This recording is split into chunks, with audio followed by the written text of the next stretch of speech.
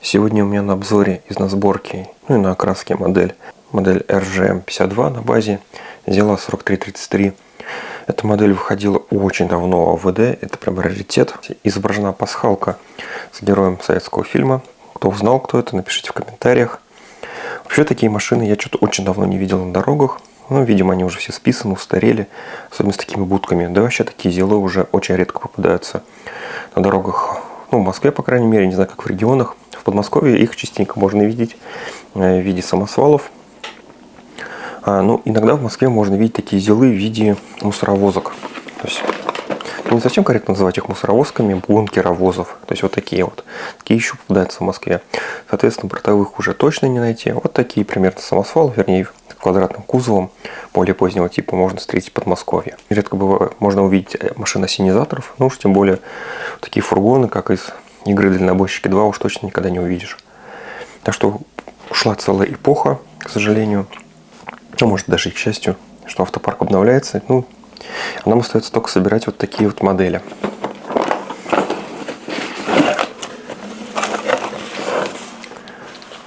При этом, как принято у старых моделей ТВД, у них не было еще схемы окраски. Был такой вот рекламный буклетик. Инструкция по технике безопасности. Причем этот буклетик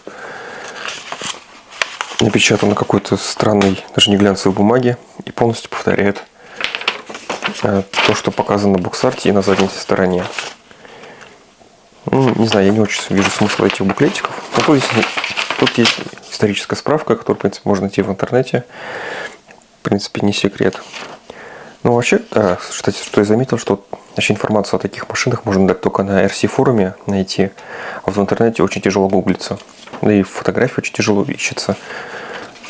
Да, что...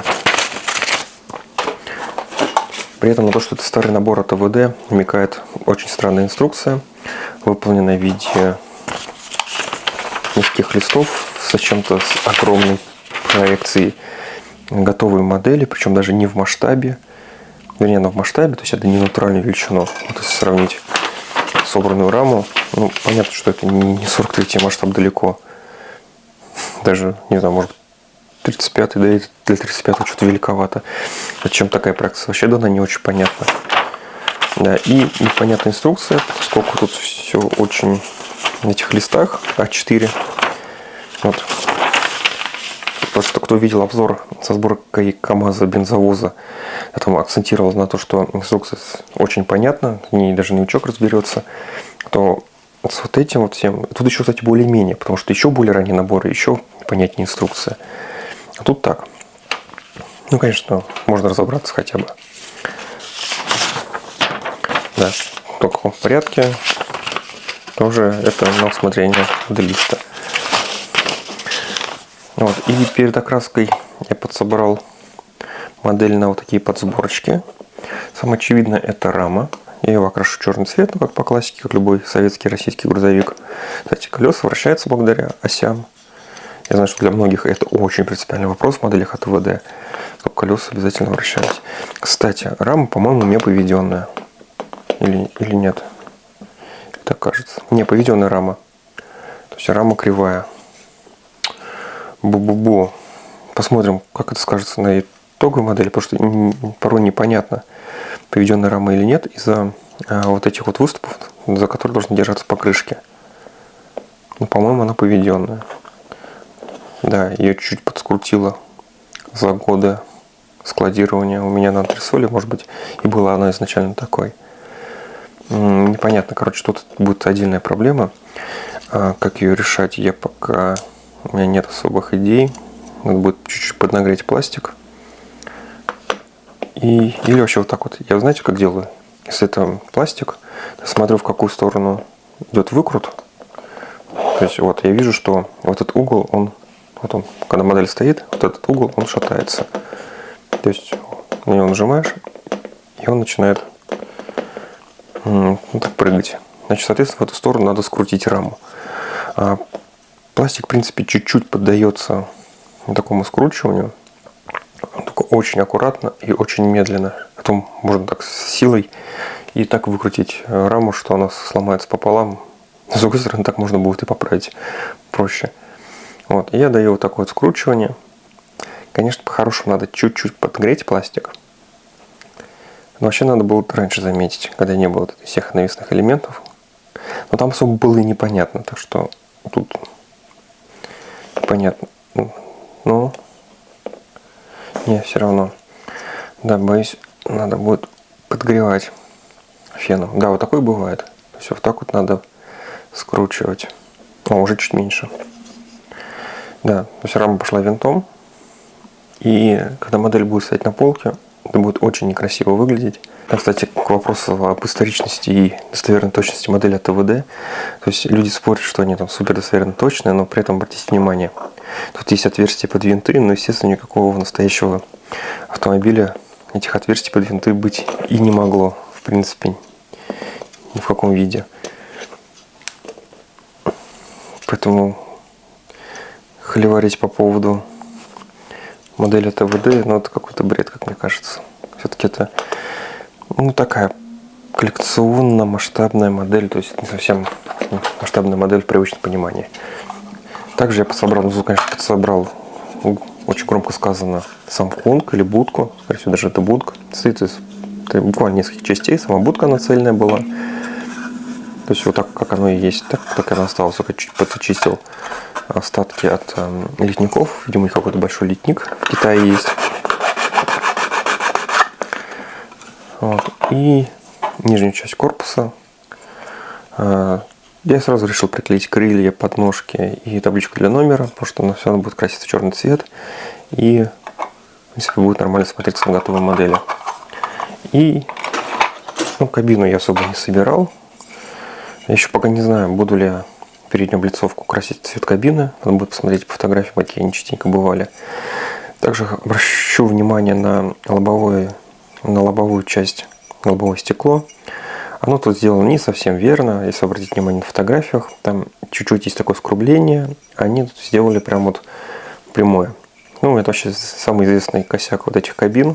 Других кабин у нас нету. И они исправлять этот косяк и не собираются. Вот. Поэтому модель будет так, примерно похожа на свой прототип. Хотя и сторонний зритель, когда будет смотреть на эту модель готовую, он особо это не заметит. Тут только вот такие вот придирчивые люди, специалисты, могут заметить косяк. И этот косяк, в принципе, я не знаю, как исправить. Полностью делать новую кабину, если только. Да, такой вот единственный вариант. И я отдельно собрал деталь салона. Тут тоже ничего такого сложного. Ну и покрышки. Покрышки, кстати, тут сделаны довольно-таки неплохие для модели ТВД. Конечно, не простенькие, но в целом рельеф узнаваемый. Вот, так что я отправляю эту модель в окраску. Я долго думал, как мне окрасить модель. Я смотрел несколько фотографий. Вообще фотографии очень тяжело гуглиться этого прототипа. И если вы вобьете в поисковик название этой модели RGM52, то в основном будут вылезать фотографии именно модели от ТВД. Либо коробки, либо собранной. Но ориентироваться на собранные модели мне как-то не очень хотелось. Поэтому я долго искал прототипы. И вообще эти зелы, как я выяснил, красились в разные цвета и в разные комбинации, что интересно. То есть были как обычные голубые кабины с белой облицовкой радиатора и серой будкой, видим какие-то общего назначения машины, так и были аварийные. Причем аварийные тоже были нескольких вариантов. Находил я как с серыми кабинами и желтыми будками, так и с серыми будками и желтыми кабинами, так и полностью желтыми по канону. И с разным количеством полос. Так что я решил сделать такой, опять же, собирательный средний образ. По сути, у меня будет желтая будка с красной полосой посередине и желтая кабина с красными дверьми. И будет, наверное, такое интересное сочетание цветов, как мне казалось. Да и, в принципе, по результату, а результат я уже знаю по уже завершению видео, у меня получилась очень неплохая модель, очень яркая и интересная. В отличие, допустим, от военных моделей, которые можно только в зеленый красить. Слава богу, модель от ТВД можно красить в любые цвета, и это будет канонично. Таким образом, я загрунтовал модель аэрозольным грунтом, покрасил будку в базовый желтый цвет, сделал маски из скотча и покрасил красную полосу. И потом эти маски, прямо сейчас на видео, я их отрываю. И даже полоса, что интересно, получилась у меня ровной. Так что я очень доволен этим результатом. Конечно, у меня чуть-чуть красный заехал на фронтальную и боковую стороны будки. Но я сколами все это поправлю. Я хочу все-таки сделать такую видавшую виды машину. Причем все вот эти ремонтные машины, они какие-то такие грязные, со сколами, полуржавые. Видимо, коммунальные службы 2000-х годов, а именно в это время в основном передвигалась эта машина, не сильно выделяли много бюджета. И поэтому такой у меня даже из детства сохранился образ, что аварийная машина — это все время что-то такое грязненькое, неказистенькое, в отличие от современных машин. Теперь пришло время надевать или одевать покрышки на раму. Делается довольно-таки легко, поскольку я срезал выступы, на которых должны крепиться покрышки, как это делают, допустим, на моделях от ССМ или автоистории на заводе в Китае. И спокойно надел покрышки, даже без какой-либо подготовки. Поскольку я буду делать модель грязную, такую ржавую в том числе, то я нанесу сколы при помощи губки для мытья посуды. Ну, либо же подобного. Я буду намешивать коричневый и черный цвета и буду рисовать сколы. Причем, обратите внимание, что сколы я наношу не абы на всю будку, а на некоторые места.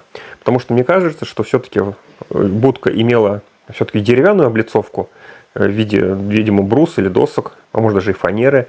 И логичнее разносить сколы именно на уголки, которые соединяют плоскости будки между собой, потому что они, скорее всего, были железными. Также железной была задняя стенка будки, судя по дверям, потому что двери, видимо, все-таки были металлическими, и на них логично наносить ржавчину. И также ящики на передней части будки. Далее я красную полосу чуть-чуть состарил. Для этого я беру базовый желтый цвет, тоже наношу его также на губку. Губку вытираю об салфетку и такими тычковыми и движениями вперед-назад делаю сколы. То есть как бы до основного желтого цвета. Далее я покрасил двери на кабине в красный цвет, заклеил их скотчем. Причем тут я использую скотч от фирмы Machete. Также можно использовать скотч от фирмы Tamiya. В принципе, они, по-моему, одинаковые. Такое ощущение, что они делаются на одном китайском заводе. И теперь я покрываю кабину модели в основной цвет.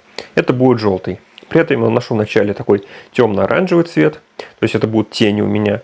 А потом базовым зеленым я высветляю. И в самом конце моей работы над окраской кабины я уже добавлю в основной желтый цвет капельку белого, может даже 2 капельки белого цвета, и таким оттенком высветлю верхние поверхности модели. То есть крышу, капот, крылья, то есть сделаю модель чуть-чуть объемнее. Так она будет смотреться намного интереснее и живее на полке. При этом тут в работе я использую краски от фирмы Machete. Это вроде бы как спиртовые краски. И, в принципе, я долго использовал краски от фирмы Tamiya. Если вы научились работать с Tamiya, то эти краски будут вам очень хорошо знакомы. Теперь настал момент смывки. Смывкой я буду выделять рельеф и кабины, и кузова. При этом, поскольку у кузова есть такая фактура дощечек, то есть есть углубление между дощечками, то их будет очень интересно выделить смывкой. Вначале я смазываю кузов white спиритом. Даю ему чуть-чуть прям высохнуть, тут надо именно поймать момент. И с коричневой смывкой от фирмы Machete буду выделять дощечки, ящик и грани кузова. При этом я тут использую именно коричневую смывку. В принципе, тут можно использовать черный. Черный самый универсальный цвет для смывки. Но коричневый будет на желтом очень интересно смотреться. И отлично эти цвета сочетаются друг с другом и дополняют.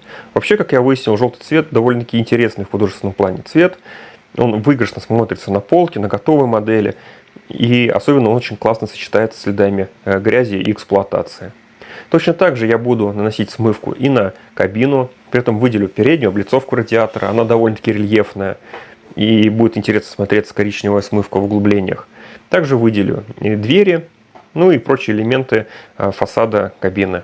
То есть кабину я тоже тут сделаю более объемной. Потом, когда у меня смывка подсохла, надо ее чуть-чуть подзачистить, то есть чтобы деревяшечки были чистыми, и именно чтобы углубления между деревяшками были именно оттенены, были темными. Для убирания излишков смывки я использую либо ватную палочку, смоченную в том же художественном white спирите, либо же вот я тут нашел такой лайфхак при помощи кисти для сухой кисти, как бы это странно ни звучало, и она отлично вымывает остатки смывки. Теперь я также нанесу сколы на кабину, при этом кабина металлическая. Я помню, эта кабина у этих зилов очень сильно ржавела. Сколько эти зилы изготавливались в 2000-х и 90-х годах, когда было все довольно-таки плохо с качеством на зиле, и поэтому приходилось беднягам все время подкрашивать эти несчастные зилы, бороться с ржавчиной, потому что они гнили очень довольно-таки сильно, судя по отзывам, насколько я помню. Теперь я загрязню шасси при помощи сухого пигмента, причем это пигмент от фирмы MIG, и оттенок называется Industrial City Dirt, то есть индустриальная городская пыль. Ну, в принципе, то, что нужно, поскольку автомобиль у меня ездил и ездит по городу, то эта грязь очень отлично смотрится. То есть она такая не слишком темная, не слишком светлая и не слишком серая. Ну, такой, в принципе, прям настоящая городская грязь. То есть смесь копоти, пыли, ну, всем тем, чем загрязняется город. Вначале я на сухую наношу этот пигмент на свои места. И когда я пигмент нанес, я уже растворителем, как бы капаю растворителем на пигмент, и этот растворитель, растекаясь по модели, заполняет все глубины рельефа шасси и отлично так очень натурально остается на элементах модели. То есть довольно-таки натурально и прям нет такого прям сплошнякового слоя пыли. Ну, в принципе, как в настоящей модели, потому что там же вода все-таки попадает на прототип и размывается грязь по рельефу настоящей машины. Так что полностью я воспроизвожу этот процесс. Настало время финальной сборки. В принципе, после того, как высох White Spirit с пигментом, у меня получилась такая вот шасси небрежного, шасси такого испачканного автомобиля. И, в принципе, меня этот результат довольно-таки устраивает. Сейчас я установлю на свои места при помощи суперклея и пинцета фары. Тут все просто, суперклей на вот этот штырек. Конечно, наличие штырьков заметно облегчает работу над моделями.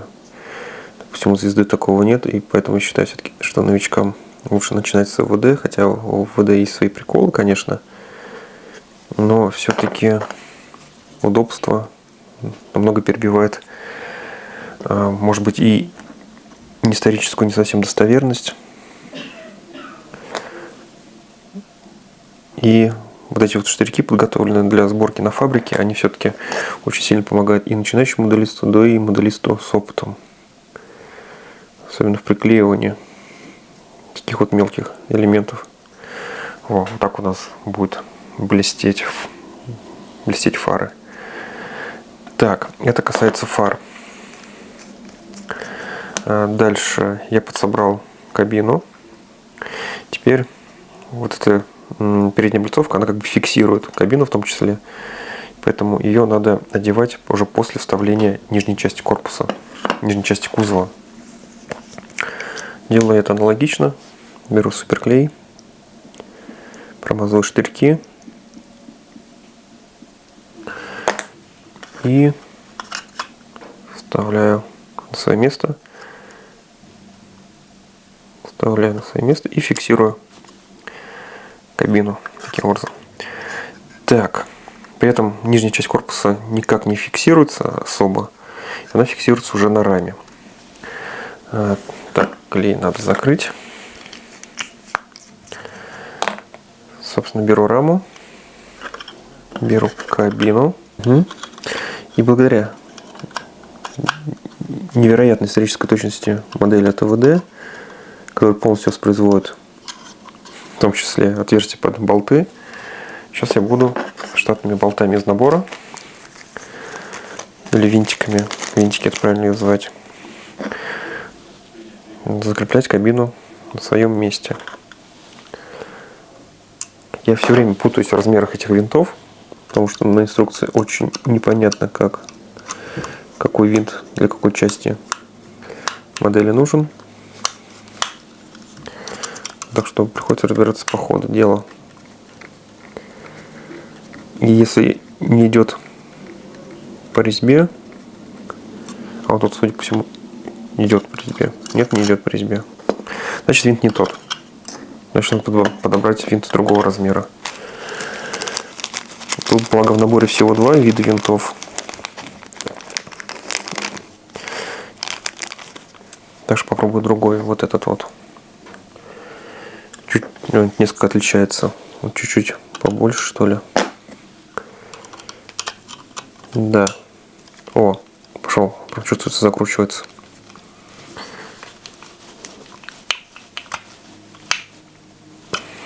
Угу. Все. Даже с одним винтом кабина держится на своем месте. Так, значит, тут нужны вот эти длинные винты. Чуть длиннее. Да, и как раз вот две штуки, видимо, эти две штуки и для кабины и предназначены.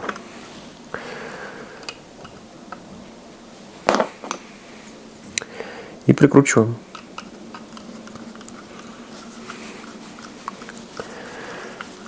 Да, кстати, благодаря винтовым соединениям модель получается более монолитный. То есть лучше выдерживает там и перевозки, и перемещение с полки на полку. Да и использование суперклея тоже усиливает модель заметно. Во. Кабина на своем месте. Так, теперь осталось собрать будку. Будка собирается аналогично. Надо попасть вот так вот. И поскольку у меня тут выбора уже нет, у меня остались только винтики с саморежущей,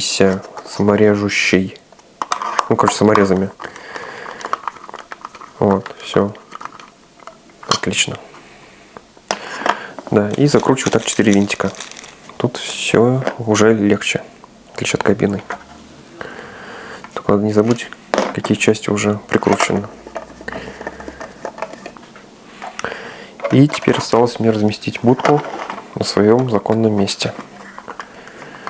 Вообще очень прикольно это ощущение, когда модель уже собирается и прям чуть-чуть остается до финала.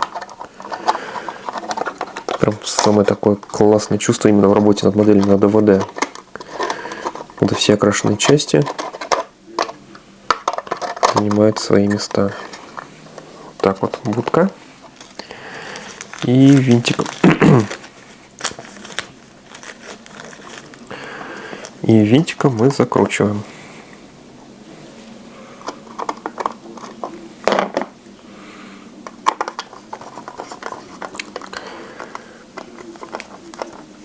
Все, и будка никуда не денется от шасси.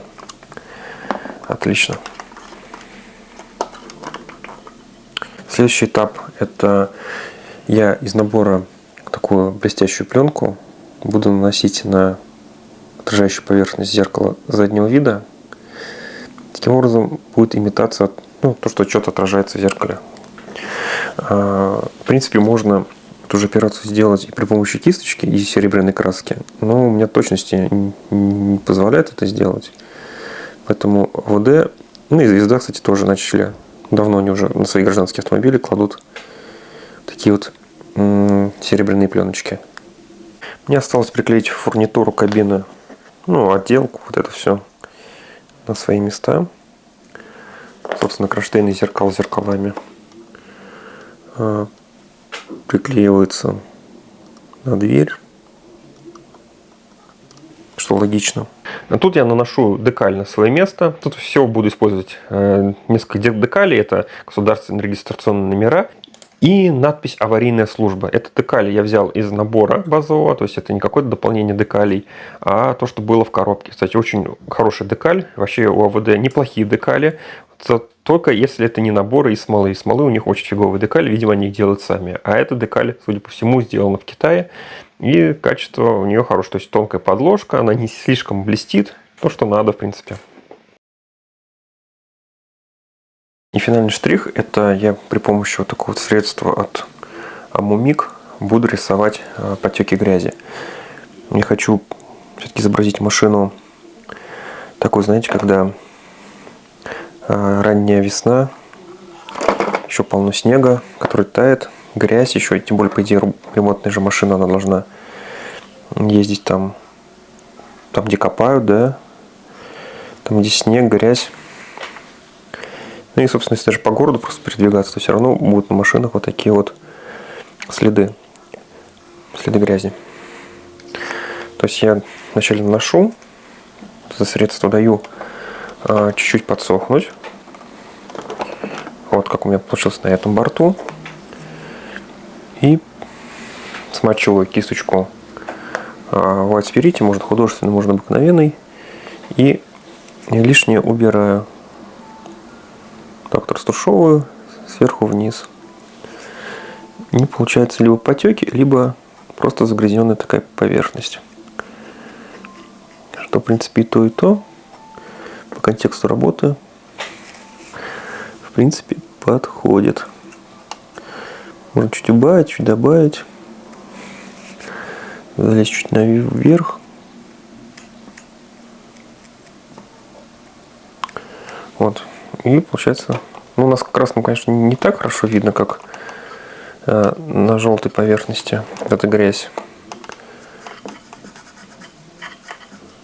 Мы изобразим тут просто грязь. Да, лучше это делать на ровных поверхностях, так проще просто наносить.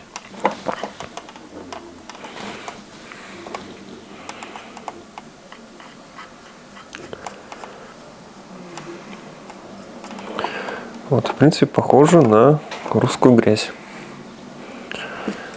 Тут, конечно, да, вот. Вот так вот растушую. Во. И вот тут мне осталось только доделать. Такое средство работает на матовой поверхности. То есть дверь у меня получилась чуть-чуть глянцевее, и поэтому не так виден эффект. А вот тут на матовой желтой поверхности прям идеально, прям очень круто получается.